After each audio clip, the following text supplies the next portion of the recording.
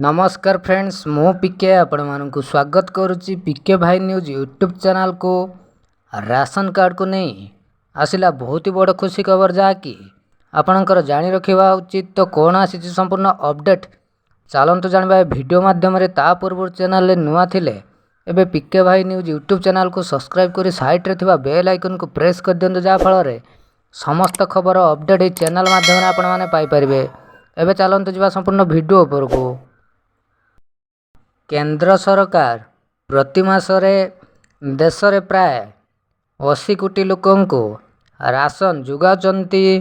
जदि आपण मध्य एही सरकारी योजनार लाभ उठाउचंती तबे एही खबर आपणक पई उपयोगी अटे एवं मागणा राशन पाइबा पई आपणको आपणक राशन कार्ड रो ई-केवाईसी करबा को पड़िबो, जाकि जून 30 हेउची एही ई-केवाईसी करबा पई शेष तारीख।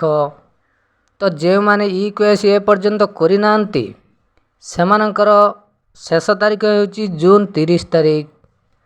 एवं अनेक परिवार मृत सदस्यंक राशन संग्रह करुथिबा एवं केतेक सदस्य मूल वासस्थान को छाड़ी अन्य स्थान रे रहुचंती, किंतु तांको परिवार सदस्य तांको नाम रे राशन मध्य नेउचंती। तो यही सब समस्या को दूर करिबा पई जाकि ई-केवाईसी बाध्यतामूलक करा जायछि एवं ई-केवाईसी रो शेष तारीख हेउची जून 30 तारीख।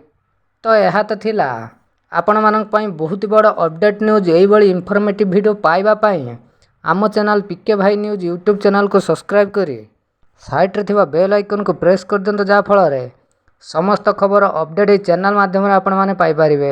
थैंक्स।